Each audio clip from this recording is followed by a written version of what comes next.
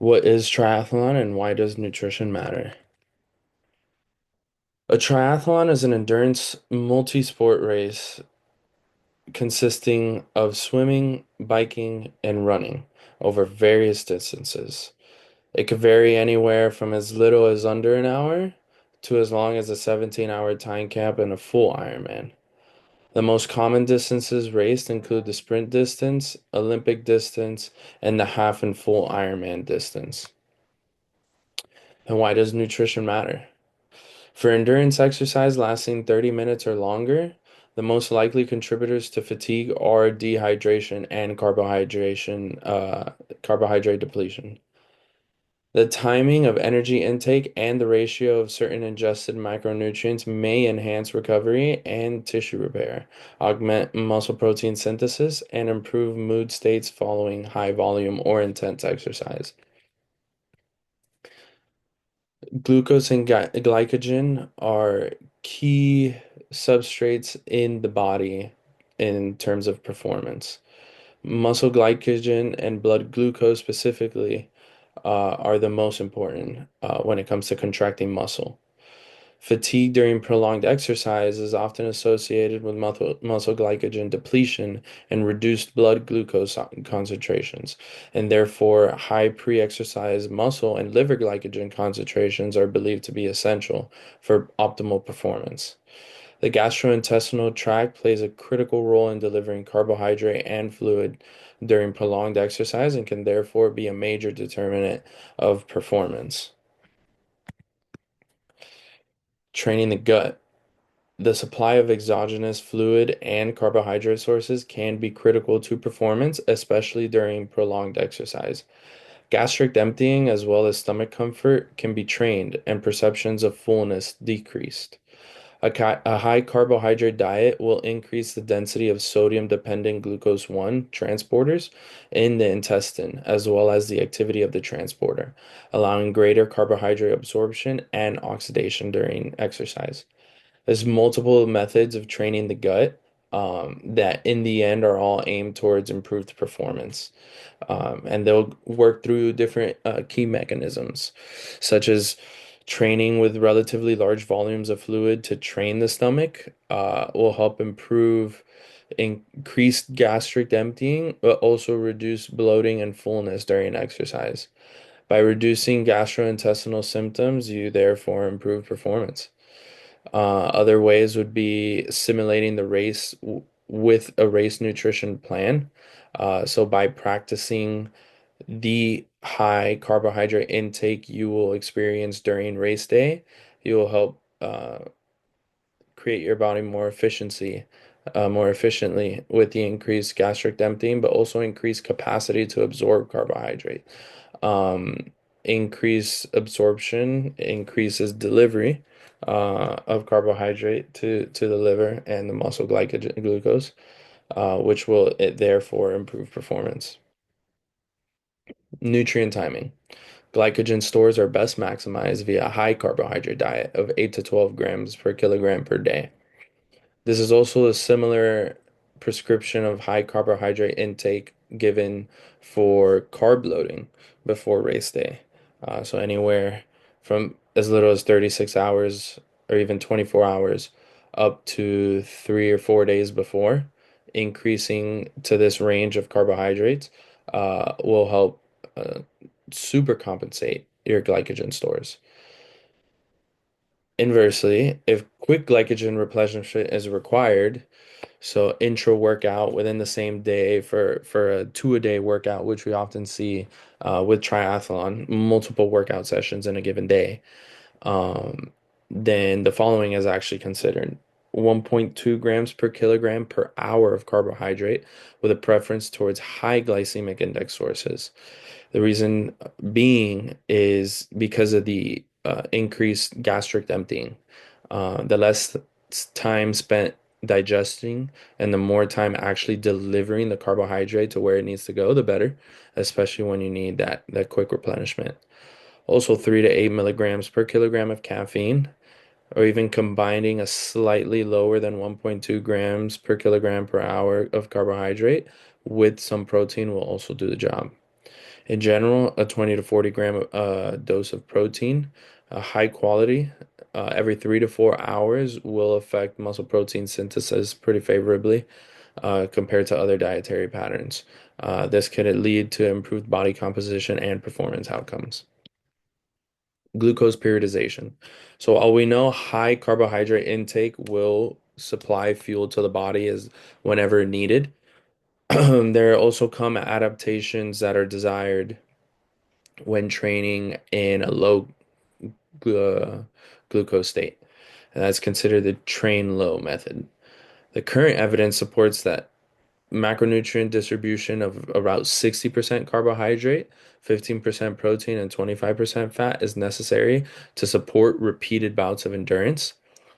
Although careful manipulation of glycogen via dietary carbohydrate restriction can serve as a regulator of metabolic cell signaling, which can optimize substrate efficiency and endurance adaptations. Chronic training with lowered but not depleted glycogen stores can result in adaptations that, following glycogen resynthesis, increase total work and time to exhaustion during exercise. Meaning, if you playfully move around your carbohydrates around training to where you are in a fasted state or low glycogenetic state, but still refeeding after, you could cause beneficial adaptations that at the end will increase your performance output and increase the time it takes before you actually feel exhausted. Specific strategies would be train low, compete high. Various different nicknames all come down to mostly these three right here. The simplest one right in the middle is going to be morning training session, perform fasted. So overnight, your body's fasted and using your liver glycogen to support your basal metabolic rate. And at which point, when you wake up, you are already at a fasted state over the course of however long you had been sleeping. So just performing a training session upon waking or shortly upon waking, you're already in a depleted glycogen state.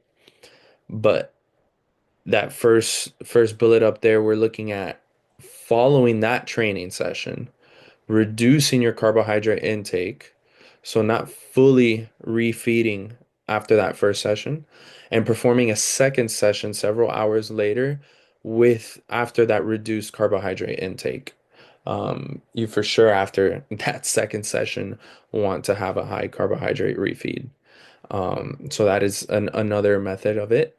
And then lastly, of course, is doing the same, but having the sleep low occur in between the two sessions. So that's where you have a high carbohydrate feeding day, pre and during training. But then the session itself, you do not refeed post training session on the night before, or you even have a low carbohydrate dinner, the meal the evening before then sleep, which is going to naturally be a fasted state, and then morning session fasted as well. So those are different strategies in carbohydrate periodization. A glycogen threshold. So an interesting study proposed by Impey et al. 2018 kind of looked at can we specifically point out the levels of glucose and glycogen in the system at which the proposed benefits are coming from and how low is too low, how much is too much to where you're not seeing the benefits of a fasted state, and where's that sweet spot, that glycogen threshold. And it seems to be at around, depending on the individual athlete, of course, 300 millimole per kilogram to about 100 millimole per kilogram.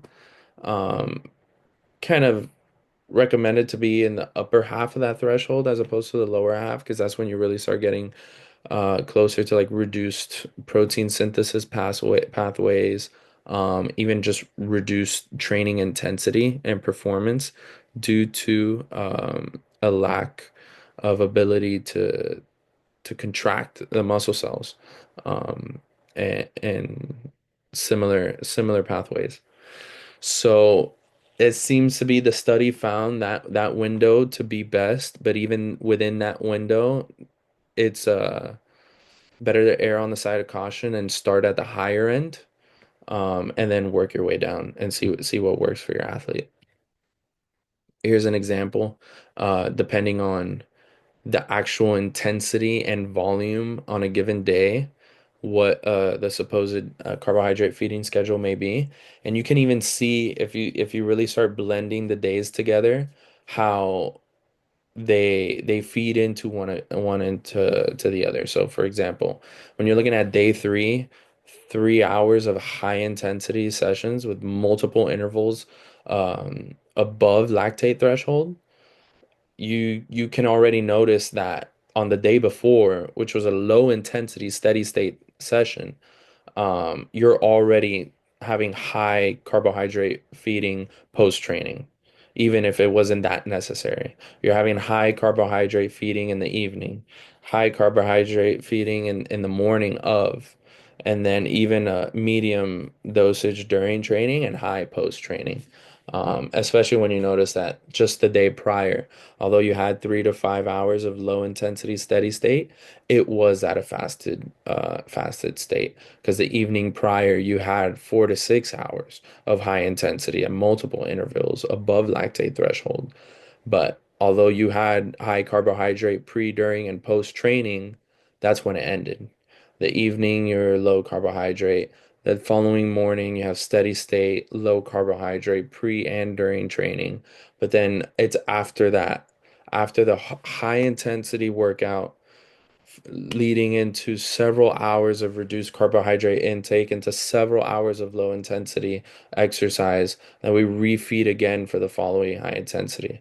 So it really brings home the point of periodizing well, but not being completely depleted of glycogen stores to where performance is diminished, and you're not recovering or adapting to the load.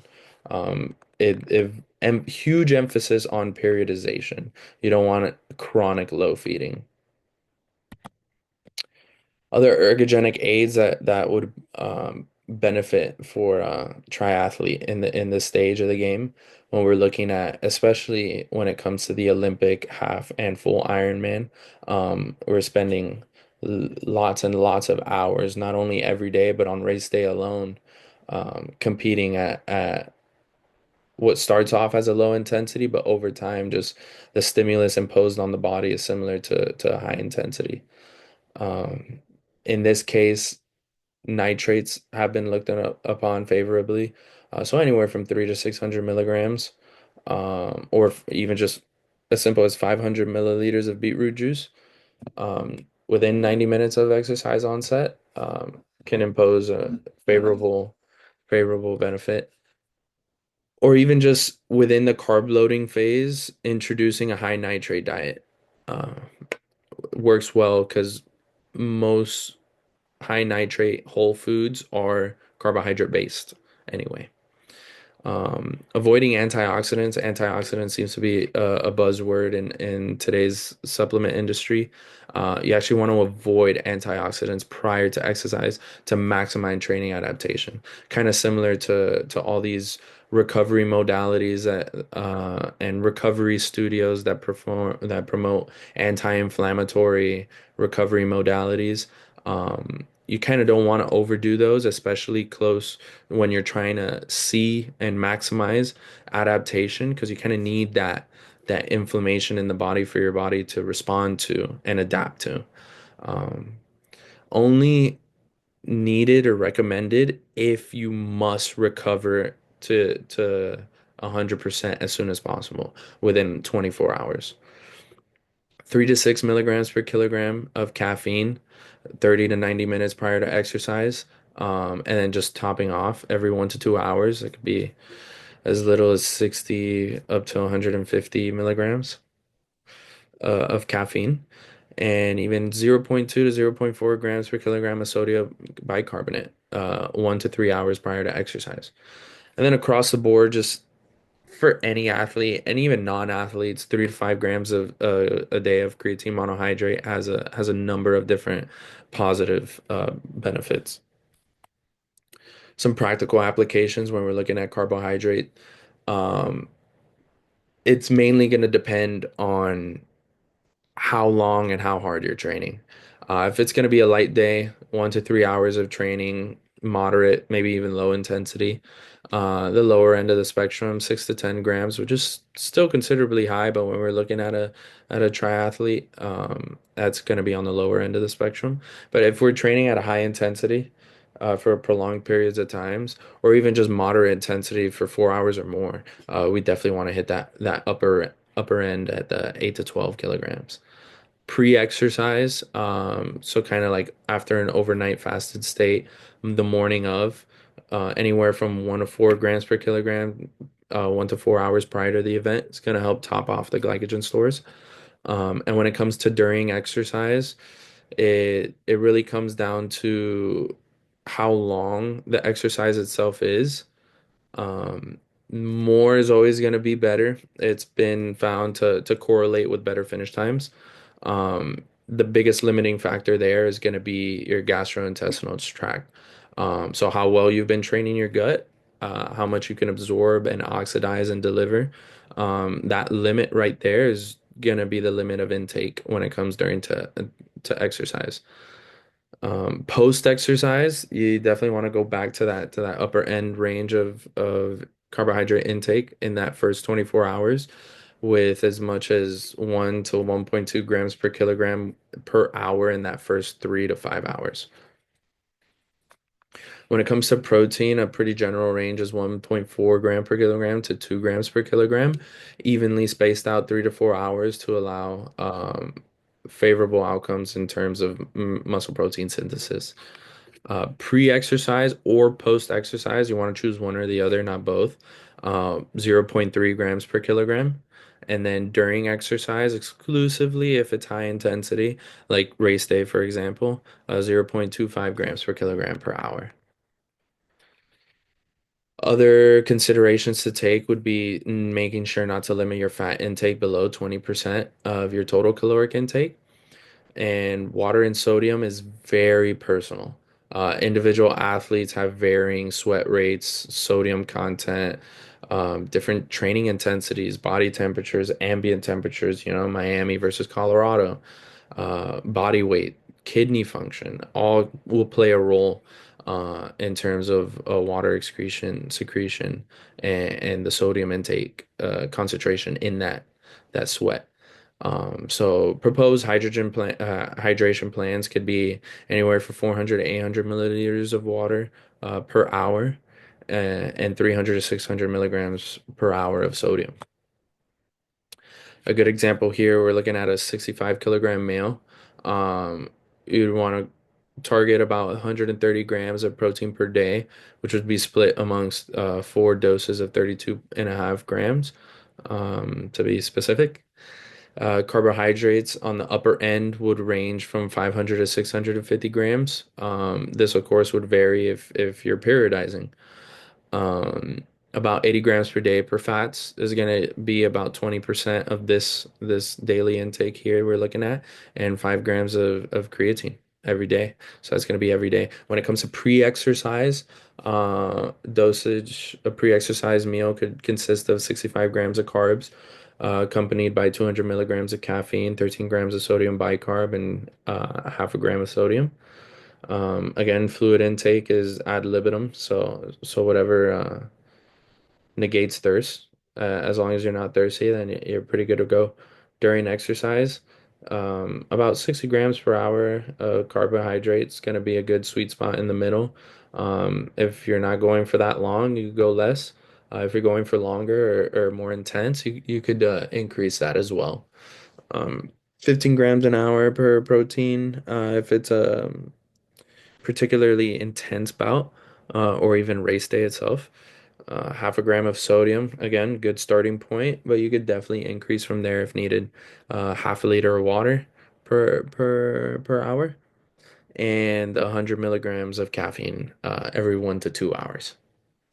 Post-exercise refeed, we're looking at 80 grams of carbs, 20 grams of protein for muscle protein synthesis, and 11 grams of fat. And you want to replace some athletes like to weigh themselves before and after exercise to learn how much fluid they're secreting. However much you do lose, you want to regain about 150% of that.